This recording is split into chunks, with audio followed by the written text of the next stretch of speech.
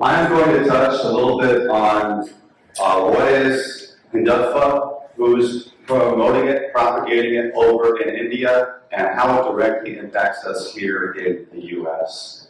So next, please. Can I get a show of hands? Who in the room already knows what is the RSS? Please look at the video. Show of hands? Okay. Well then, I'll lay just a little bit of refreshing groundwork. The RSS, the name stands for National Volunteer Corps, and this is actually the RSS, the Rashtriya Swayamsevak Sangh, marching through the city of Hyderabad in India in December of 2019, Christmas Day. And one of the most notable aspects about this particular march is that the city of Hyderabad has one of the densest Muslim populations in the country of India. There are over 30% of the population in that area. But remember how I said that this march occurred on Christmas Day? Well, this march symbolizes the RSS's agenda in a couple of ways.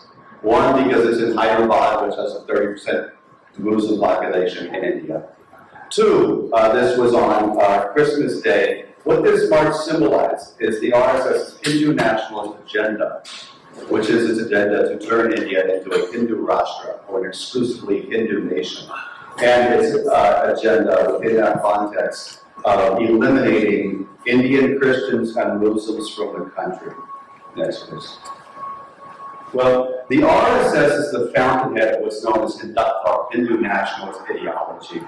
What is Hindutva? The U.S. Commission on International Religious Freedom, for instance, says that Hindutva is an ideology which treats non-Hindus as foreign to India. It's the idea that India is, always has been, and always must be a country of Hindus, for Hindus, and only for Hindus. And the RSS is the fountainhead of that ideology. Basically, Hindutva is synonymous with Hindu nationalism. Think of like Christian nationalism, or, for instance, Zionism, or any other ideology which combines religion with politics. And in this context, it's important to note that Hindu nationalism is not Hinduism. Hindutva is not Hinduism. Next, please.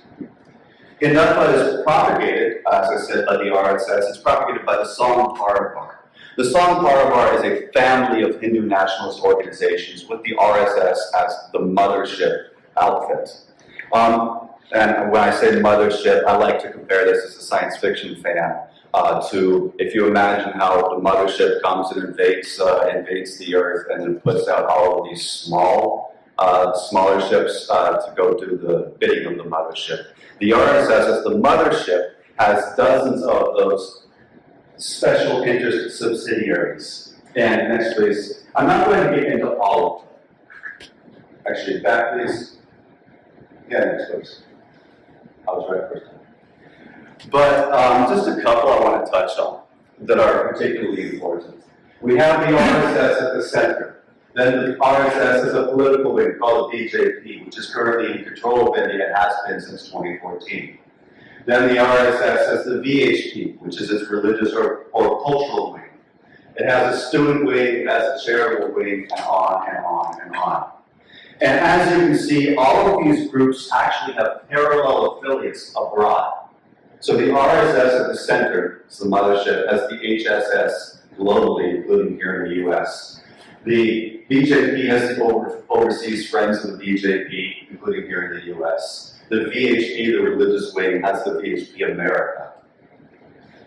So we'll come back to those US wings of this Sangh Parivar, but just to touch on how significant, how impactful this organization is within India. A couple of quick things to note. One is the RSS itself has an estimated 6 million members across the country. Notably, that's a number that only includes people who participate in daily activities within the RSS. The VHP, the religious wing, has, according to past estimates, nearly 7 million members. The Bajrang Dal, which is the youth wing of the VHP, has about 5 million members. So when you add that all up, that's 12, 18 approximately 18 million militants within just the largest of these main Hindu nationalist organizations led by the RSS. Next, please. And the current chief of the RSS is this man named Mohan Bhagwat. Well, as you can see, in 2021, a couple of years ago, this chief of the RSS pledged that by 2025, which is a notable year, because 2025 marks the 100th anniversary of the founding of this organization, that he intends for the paramilitary organization, the RSS, to reach every household and to have established branches in every village within India. But you see, as they're working towards that goal, the RSS has actually already reached all the halls of national power in India. The RSS, BJP combined rule India. Next, please. I was talking about the family of Hindu nationalist organizations, the Saffron. The most important one at the moment to remember, aside from the RSS, is the BJP. And the BJP is one of the world's largest political parties, or if not the largest. It has an estimated almost 200 million members. These members, notably in context of the fact that the BJP is the political wing of the RSS, is in control of India since 2014. These members include, for instance, Prime Minister Narendra Modi, Home Minister Amit Shah, who, for those of us not familiar with the context of a Home Minister is in charge of internal law and order in the country, and have included President or former President now, Venkaiah Naidu, etc. And, next please, includes almost 75% of all cabinet ministers at national level are RSS members or from an RSS background. Basically, the country is controlled by this paramilitary organization. Next, please.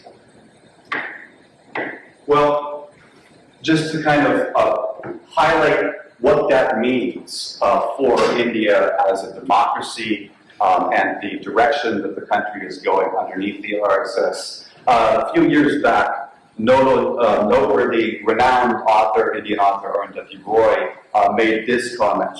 She said, as you can see up there, that the RSS in India is no longer a shadow state or a parallel state. It is the state. That is, the state in India is today a state which is an RSS state, a state which is controlled by this paramilitary organization. And as you can see, she calls that worry. So I want to touch a little bit on that word, worry. Why should it be so concerning, so worried that the RSS controls India, but it is the state? Next, please. Well, you see, the RSS is the world's oldest, largest, fastest growing, and most powerful fascist movement. Founded in 1925, almost 100 years ago. It was founded the same year that Hitler published Mein Kampf, the same year that the Nazis formed the SS, which was responsible for the Holocaust, and it was founded with similar Nazi-inspired fascist ideology. Next, please. To touch on that briefly, for instance, this is MS Golbakar here, this is KB Hedvar here, and they served as the two first supreme chiefs of the RSS. Mr. Golbakar there on the right is particularly notable because he was the longest serving chief of the RSS and its most influential. He is today known as the guru of the RSS.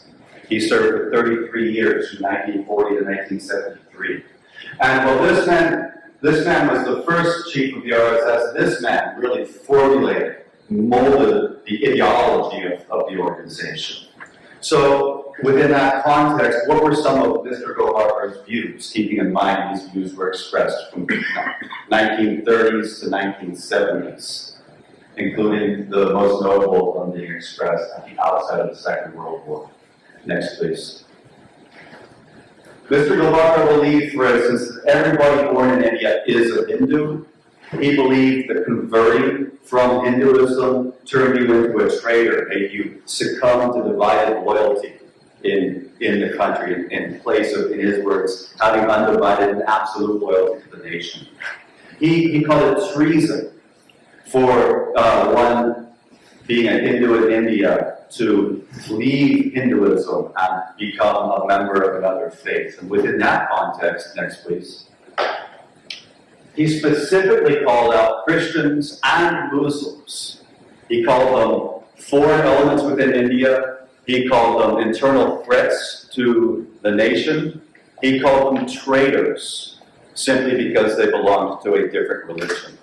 And he argued that the only way to achieve national unity within India was for everybody to be fused into one specific, particular religious outlook. Next, please. His solution for this so-called problem within India, which he viewed as the underlying major social factor there in India, was that there were people who happened to dare to belong to other religions other than Hinduism, was to subjugate the people, the Christians and the Muslims within the land, was to force them to entertain no idea that of the glorification of the Hindu race and culture, and that failing that being successful, but without being able to successfully force people to do that people could only be allowed to stay in the country, especially if you're a Christian or Muslim, if you gave up your citizenship rights. Next, please. Now, keep in mind that as M.S. Goldberg presented what he thought was a problem of non-Hindus living in the land, and he believed that there was a need to solve that problem. This is the final solution that he offered as the soon-to-become head of the RSS. Keep in mind that these comments, specifically these ones, were made in 1939, just at the outset of the Second World War, as Hitler was invading Poland, as the groundwork for the Holocaust had already been laid. There had already been pogroms against the Jews within Germany. And yet, despite that, M.S. Goldberg looked over to Nazi Germany as it was beginning to invade Europe, as it was beginning the Holocaust. He looked over at it, and he said, hey, those guys over there, the way that they're oppressing their minorities, the way that they're establishing an authoritarian system, that's exactly what India needs, and that's what we want to model ourselves after. As you can see, he praised the precursors to the Holocaust as the highest manifestation of race pride. And then he went on to say that what was happening over in Nazi Germany proved the impossibility of multiculturalism. And to argue that what was being done to the Jews, the purging of the country of the Semitic races, the Jews, is a good lesson for us to learn and profit by here in India. A good model. Next, please. So a lot more we can get into about specifics about how the RSS modeled itself after fascist ideology. A lot of details to go into, but just having laid a little bit of that groundwork, the RSS, as I said, world's oldest, largest, fastest growing fascist movement, and that is the ideology that has driven them over the past 100 years that I just touched upon. Within that context, is it any surprise that for the past 98 years of the RSS's existence, that it has regularly conducted assassinations, including of Mohandas Gandhi, terrorist bombings, lynchings, and pogroms, massacres, lots and lots of massacres, especially of Indian Christians and Muslims. And next, please. Before I move this to America on how this is impacting us, I just want to give you a flavor, a taste of what the RSS being in control of India looks like today as far as the climate of hate, the climate of intolerance which it has created and which it is taught, which it is cultivated. Next, please. This, for instance, occurred in Delhi itself, the capital of the country, in December of 2021, I believe. This is an oath-taking ceremony being led by a member of the RSS who is also a very prominent media personality. Alex, there. No sound there? There we go. They're taking an oath, or giving their word, or making a resolution that until their very last breath. This is Delaware. You get a sound there? They will make India a Hindu nation. They'll keep it a Hindu nation only. Notice the raised arm salute.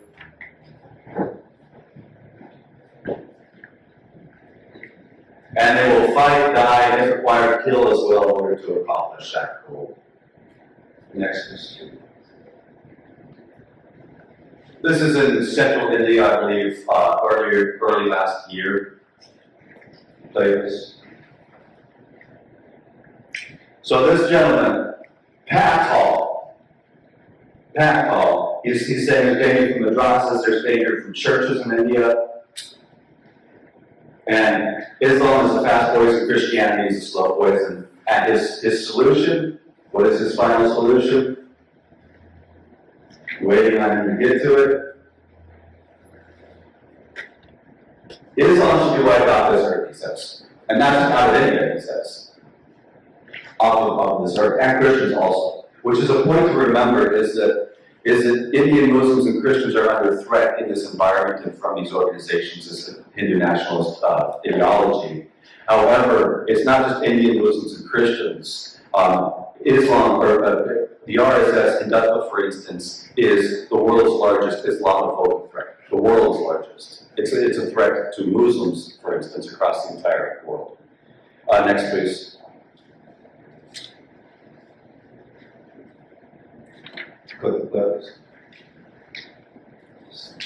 Taking an oath to dedicate, you can lose your life.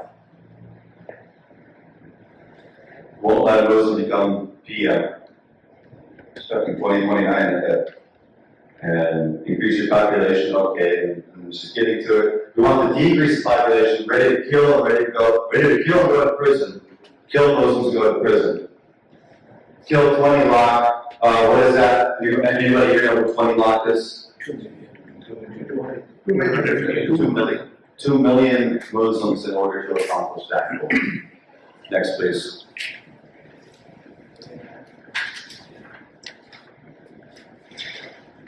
Here, distribution of weapons by the former head of the VHP, the RSS's religious wing. They're distributing weapons and they're taking an oath, again, an oath-taking ceremony, to use these weapons to wipe out Muslims.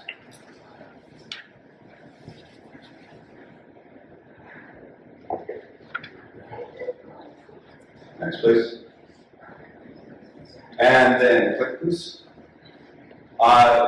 This is also the climate that's being cultivated. This is Bajrang, the youth wing of the VHP, which is the religious wing of the RSS. Here, this is a routine sight these days in India. Militant parades, middle of the day, hundreds of young armed people parading through the streets, oftentimes in front of masjids, mosques. Next, please.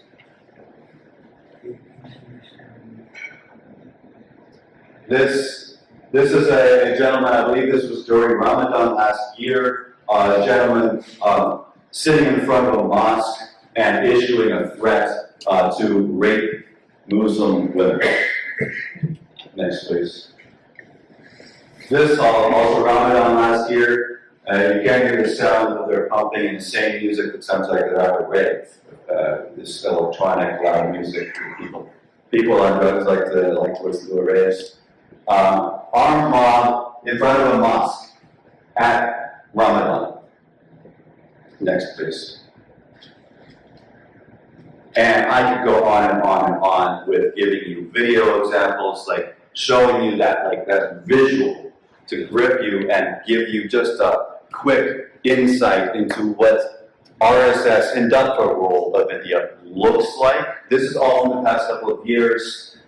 Massive armed mobs parading through the streets, giant crowds within conference halls, packed out much more full than this right now today. Hundreds, thousands of people taking oath-taking ceremonies where they're pledging to wipe out, especially Muslims, but also Christians from the country.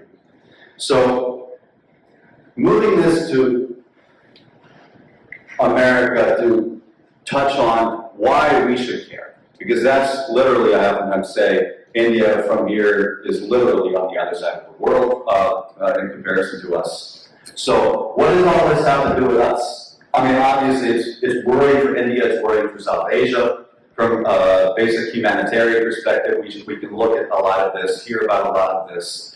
Pogroms by the RSS fascist ideology, these kinds of domination of the streets by these armed groups, these pledge-taking ceremonies. But what does it have to do with us? Well, from a humanitarian perspective, India is now actually the largest nation in the world by population. It's the largest democracy in the world, or has been. Of course, we know injustice anywhere is a threat to justice everywhere. But specifically in the American context, this does tie actually back to us. This does impact us as people living here in the US. Next, please. Now, if you recall, that Som Parva, family of Hindu nationalist organizations in India, I mentioned that pretty much all of these major groups in India, which are within this RSS family, have corollaries, global corollaries. And I mentioned the HSS is, for instance, the US wing of the RSS. Well, the Overseas Friends of the BJP is the US wing of the BJP. And next, please. We have them in America. We have, we have the HSS, US wing of the RSS in America. This was filmed in Texas a few years ago. Again, marching, similar militant discipline style to what we saw the RSS doing in Hyderabad at the outset of this discussion. And this is in Texas. In Texas, they have about 30 chapters of the HSS. Throughout the US, they have about 230 chapters of this organization. And you may have missed it at the very outset, but the vehicle leading this parade is actually a vehicle with the images of K.P. Hedgewar and MS Golwar on the front of the vehicle. As I mentioned at the outset of this talk, K.P. Hedgewar and MS Golwar are the two first supreme chiefs of the RSS, with MS Golwar being the man who molded the ideology of that organization.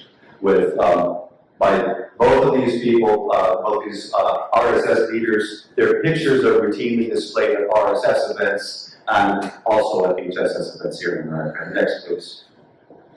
So the HSS and the Overseas Friends of the BJP, they're technically separate organizations in America, but over the years of their existence, their membership has been very much interlinked. And members of the HSS are often members of the Overseas Friends of the BJP or vice versa.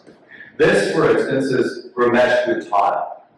That HSS march, which we saw, that was actually apparently HSS marching in Houston, which is where Mr. Ramesh Buttada lives. But Mr. Buttada is also the longtime vice president of the HSS here in America. And there you can see him back in India, actually, about 10 years ago, at an RSS training camp in an RSS uniform. And standing with him, actually sitting with him, the gentleman in the wheelchair there, is actually the founder of the HSS. So you can see all these people are wearing RSS uniforms.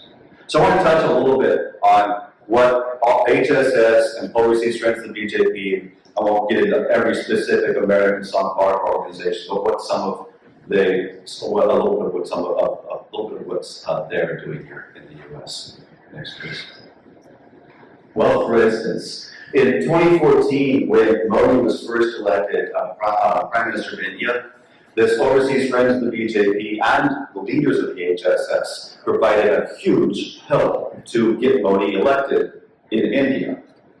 For instance, they mobilized hundreds of people, actually across all networks, thousands of people, possibly as many as 5,000, to travel from America back to India to serve as campaign workers, as boots on the ground.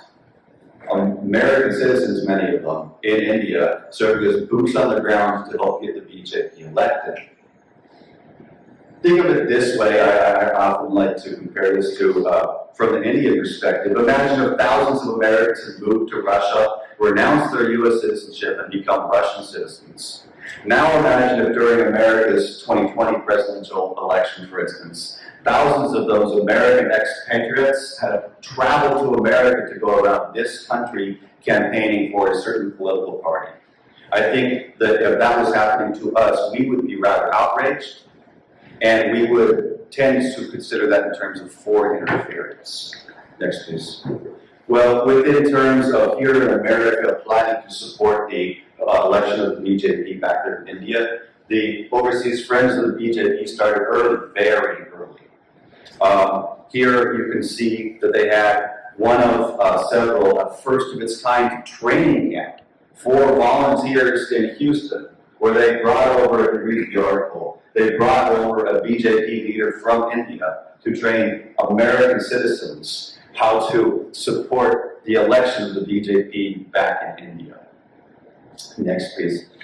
And it was a massive mobilization push from America to get Modi elected in India. Aside from people that traveled back to India to serve as boots on the ground, here in America we had many other ways the support was offered for the election of the BJP. For instance, this HSS leader in Houston, Ramesh Buttada, helps organize, he says, up to 700 people to serve as volunteers in a phone bank.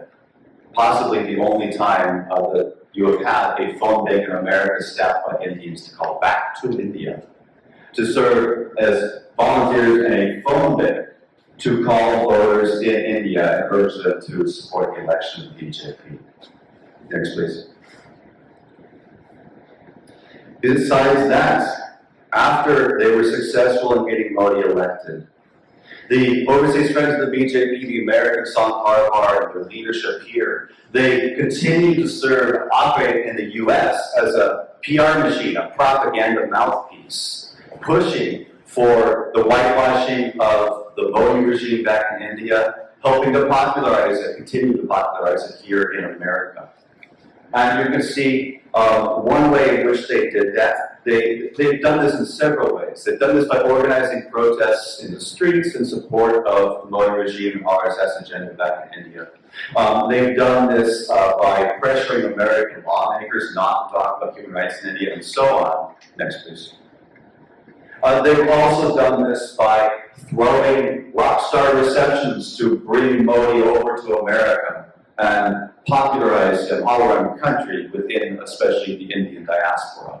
The most recent of these was in 2019 in Houston, Texas, known as Howdy Modi. This event was organized by the HSS, organized by the Overseas Friends of the BJP. And this last major rockstar reception get into a couple of ways in which this is touching on American politics and influencing our politics here in this country. Next, please. It was huge. It attracted 50,000 people. Next, please. It also attracted former President Trump himself, who, while running in 2019, while running for re-election, joined this foreign leader on American soil, foreign leader who was actually previously banned from this country until he was elected. And at this event, this foreign leader said in front of this up for re-election president, please, you got the sound? Okay.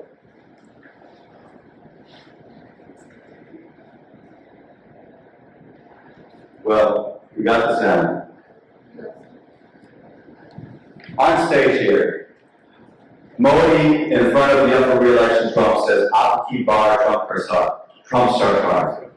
"Aap ki baar Trump Sarkar," which roughly translated and was interpreted within India as being an endorsement for Trump's re-election. It means once more the Trump regime. So, once more the Trump regime, says Modi, a foreign leader on American soil, in front of an up for re-election president. This was essentially a foreign leader visiting and issuing a partisan endorsement of foreign interference endorsements of our presidential elections. Next, please. Now, keep in mind, I want to add that that was not actually the BJP's only rather overt method of interfering in our presidential elections in 2020. Here, for instance, when Bernie Sanders, who was running for president at the time, he called out the anti-Muslim pogrom in Delhi that occurred in 2020. And when that happened, a top senior BJP leader, in so many words, actually said that in response to Bernie Sanders criticizing the killing of Muslims in Delhi, we, the BJP, may need to, in his words, interfere in U.S. elections. Next, please.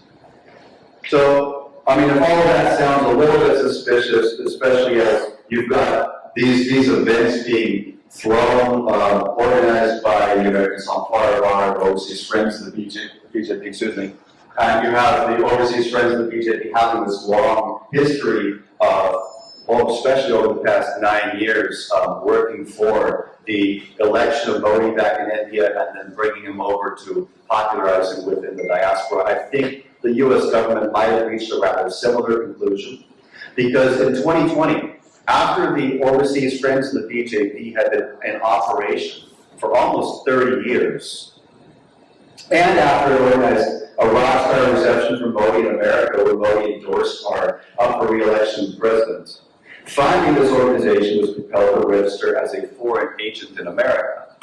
And they're still actually in operation, but the good news is that now they're under the radar of the U.S. government. Next, please.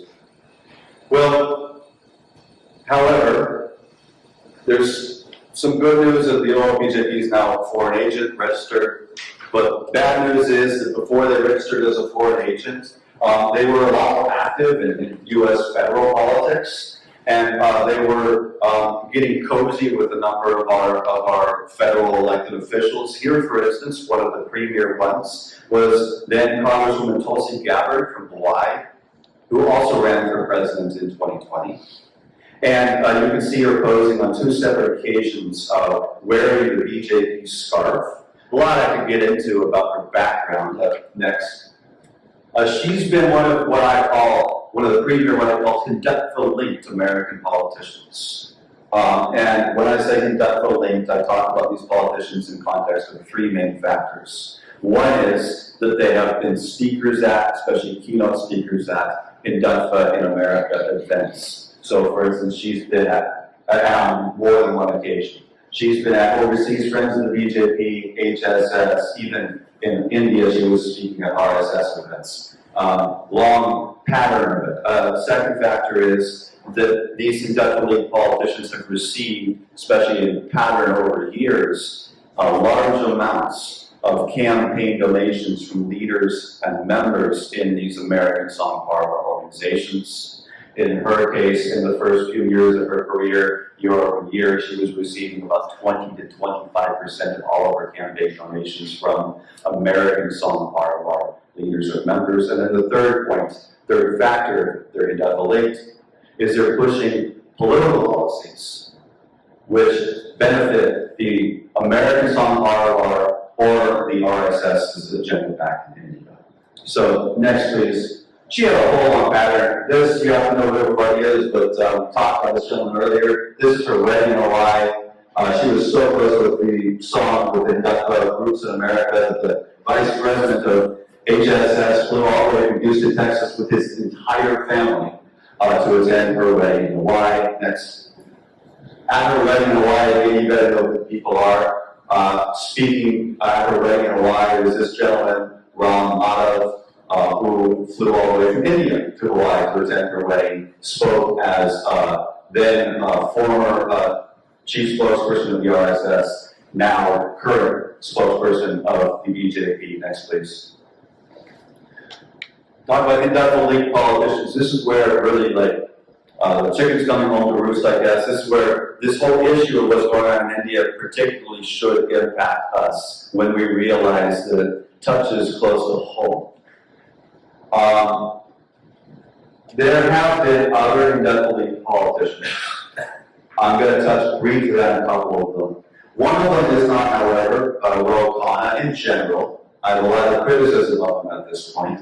But one that he did was he did take a courageous stand in 2019. And he came out as a Hindu, one of the few Hindus in U.S. Congress, Indian American, representative, he took a stand. He said it's a duty. It's the duty of every American politician of Hindu faith to reject Hindutva, reject Hindu nationalism.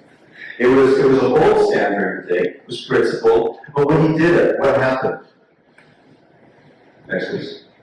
What happened was, Ro Khanna made one short little statement in 2019 against Hindutva on Twitter.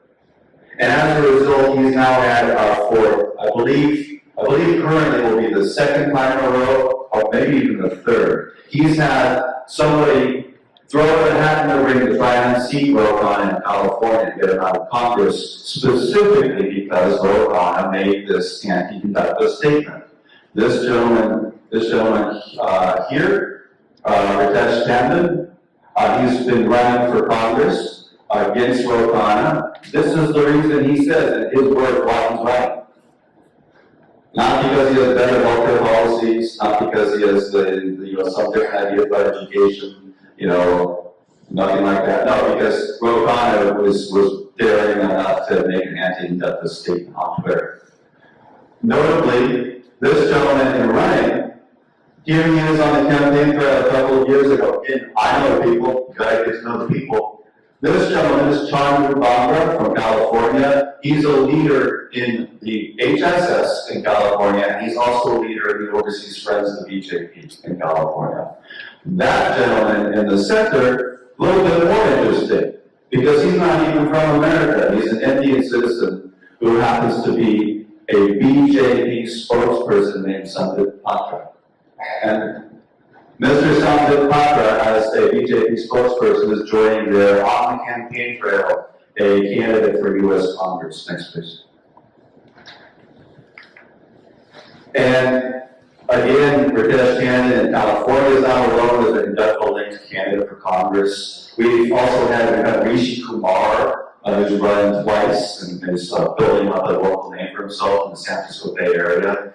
Aside from running for U.S. Congress, he's also been a speaker at Overseas Friends of BJP events, rocking the BJP colors in an event advocating Modi's re-election back in 2019. Next, please. But besides these candidates, we also have current sitting members of U.S. Congress. Next, please. We have, for instance, up in Chicago, as a current sitting member of U.S. Congress, we have Congressman Raja Krishnamurti. And here, for instance, you can see Congressman Raja at an HSS event. Remember, HSS is RSS in America. This particular event was actually organized to celebrate the founding of the RSS. And notice those pictures behind Congressman Raja Krishnamurti. Next, please. Right behind him. I can't, say a lot in favor of the skills of whoever was photographing this event, but at least you can kind of make it out. Here we have Katie Hegavar and Emma Slovarkar. Again, the two first Supreme Chiefs of the RSS. Next, please. And actually, go back, please. Mr. Emma Slovarkar, the guru of the RSS. Next, please. And what did Emma Slovarkar have to say in his manifestos, which we have available to read today? Well, he said, for instance, that Germany shocked the world by purging the country of the Semitic races, the Jews. This is race pride manifested at its highest, and it is a good lesson for us to learn and practice. We had this man, Emma Slovarkar, called the groundwork for the Holocaust, race pride manifested at its highest, and basically identify it as a model he adopted in India. Back, please. Back, actually. So why is the congressman standing in front of this photo? Because I can assure you from the people that I've talked with, who've talked with the congressman, that he knows what Emma Slovarkar taught. He knows what the RSS stands for. Next, please. I mean, is that what the congressman does stand for? I don't know. I do know who the congressman Raja stands with. This, for instance, again, you got to know the people. This is Dr. Barack Raya in Chicago. He's a godfather of the RSS in America. Bharat has been actually Modi's biggest champion in the US since the early 2000s, late 1990s. And he's done a lot to help Modi, including to help Modi get elected. Just one little factoid about what he's done, for instance, is back in 2014, he personally led a team of 600 people back to India to campaign in Modi's home state of Gujarat for the election of the BJP. Next, please. But so you see, after he did that, after he successfully helped to get Modi elected in India, he then turned his attention around to helping get American politicians like Raja elected. Next, please. And moving on, as we come to a close, here's Raja with Ramesh Gupta. Remember Gupta, the HSS leader out of Houston, who also worked from Texas to help get Modi elected back in India. Between Gupta and the Barai families, I talked about the Hindutva links politicians and the three factors I look at, the middle factor being especially campaign donations. Between just these two people I mentioned, the Dr. Barai previously and this Mr. Gupta, their families have actually given Raja about $80,000 over just the past few years. So anyways, next please. Where does Congressman Raja, as a Hindutva politician, where does he stand on the issue of the RSS? Next please. So any way to get sound? It's touchy. Okay. Well, play it anyways, and unfortunately you won't be able to hear it. But this is what he has to say. You won't be able to hear it at the moment. But this is what he has to say when he's asked about the RSS. I got a chance to directly ask the congressman last year, a year ago, while he was running for re-election, what he thinks about the RSS. And one side will once or twice.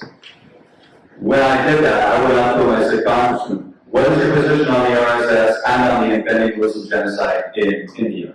His response, his reaction was he shuffled,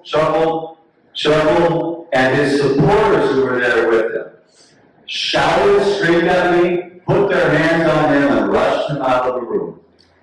When I asked him a simple question, what's your stand on the RSS? Next, please. Next, please. Well, wrapping up on Raja, when I did get that chance to ask him about the RSS, the most interesting thought of the question and his response, in my mind, was that when I went back and I rewatched the video and did my homework, I realized that about 5 of the people there were surrounding him, like his team, including the gentleman who was screaming at me, who put his hands on the congressman and rushed him out of the room. But 5 of them were actual leaders, mostly leaders, some members, but leaders in this overseas Friends of the BJP, which, as I mentioned, was a couple of years ago registered as a foreign agent in this country. Interesting, especially in context of the fact that this sitting U.S. congressman, who also happens to be on the House Intelligence Committee, meaning he's privy to national security secrets. Next, please. Well, there's more I can talk about. Last one I'm going to mention for now is a new one, fresh face that got into office this year. Lieutenant Governor Aruna Miller in Maryland. And not a lot of details I'm going to go into about her right now, but the one thing I do want to emphasize about her is concerning. I've been working on exposing the Hindutva network in America, and especially Hindutva Thai politicians in America, for at least 5 to 6 years. And in that time, I interfaced directly with Raja Krishnamurti, who I called out, with Tulsi Gabbard, who I called out, with others. But this lady is the first one that I've encountered who appears to be importing BJP-style tactics to America by bullying, intimidating, harassing, attempting to destroy the lives of many of the people in her state who dare to criticize her for her Hindutva ties. Next, please. Last couple of points I want to make about the influence of the RSS in America is that what's beginning to be concerning is that we have not just their presence here in the U.S., a lot of things I could touch on about ways in which they're trying to influence these outfits or trying to influence American school curriculum, or have run campaigns to prevent the construction of new masjids, or have lobbied against attempts to pass Anti-Islamophobia Act in U.S. Congress, or have done their best, oftentimes successfully, to prevent city-level resolutions passing in opposition to things like the Anti-Muslim Citizenship Act back in India.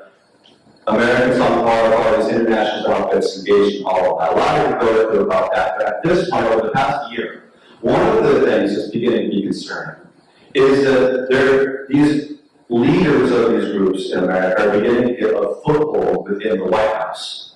Within the White House, over the past year, we saw 3 separate indefinitely people appointed to roles as advisors to the Department of Homeland Security, including, in particular, most recently, somebody who's actually on the board of directors of the HSS. So, moving forward and wrapping up, again with the White House. In the past couple of years, we saw the White House take a very unprecedented step in terms of its treatment of the RSS itself. This has never happened in American diplomatic history. We had an acting U.S. ambassador visit the RSS headquarters in India, meet the RSS chief, and do a photo with him, basically sending the message that he was legitimate, that the White House administration was legitimizing, whitewashing, and giving a stamp of approval to the RSS. Next, please. Actually, cycle through a couple of these. There was a lot of opposition to him for that, and ultimately resulting in demands that he resign, step down, leading to him quietly leaving the diplomatic service after a 37-year career. Next, please. Next, please. Next, please.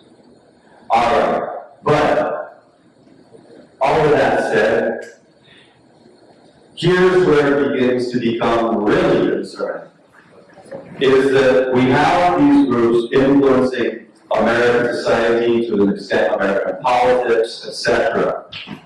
However, it is now becoming dangerous to be somebody in this country who criticizes Hindutva in several ways. For instance, American academics are getting death threats for participating in conferences about Hindutva. Last year, Indian American young protesters were attacked in California for daring to oppose aggression back in India. Next, please. A couple of years ago, a gentleman in Southern California, Indian American scholar, wrote a book on Hindutva. His parents were swatted. Swatting is where somebody calls in a false alarm to the police, which prompts the police to send a SWAT team to your house. And this gentleman working on a book about Hindutva, critical of it, his elderly parents were swatted. Next, please. And there have also been new developments in just the past week. Up in Canada, the Canadian Prime Minister went on the House of Commons floor and announced that they believe that the Modi regime was involved in the assassination of a Canadian citizen on Canadian soil. Next, please. And now, in just the past couple of days, within our country, news has emerged that the FBI believes that people, religious minorities of Indian origin in this country, are also receiving threats against their lives and safety. Next, please. Well, you see, that's a little concerning for me on a personal level, because I've done everything I can for the past 5 to 10 years to deliberately attempt to become the biggest thorn in the side that I possibly can be to the Modi regime back in India and to its supporters here in America. And so when I look at those allegations, when I see that people are being attacked, that I also look at those allegations that now people, apparently Canadian citizens on Canadian soil, are being assassinated, and that Americans maybe are potentially not safe to be criticizing Indutva, it makes me wonder, should I be concerned? Do I have to be watching my back? But in working with the anti-Indutva resistance around this country, what I can tell you is that we are standing strong anyways, and we're continuing to organize and push back against the influence of the RSS in America. I've written in my new book, Saffron America, about some ways in which we are pushing back, or in which we can't push back. But the last point is that I want to say that from here in America, literally on the other side of the world, from India, the best thing right now I believe that we can be doing to oppose oppression in India is to be understanding and exposing the significance of the American song part. Because the RSS in America has served as a key support base and propaganda mouthpiece for the Modi regime back in India, and exposing it has the potential to undermine and derail the Modi regime's fascist agenda for India. But if even here in America it's becoming dangerous to resist Indutva, then it's no longer just an issue about trying to stop the oppression in India.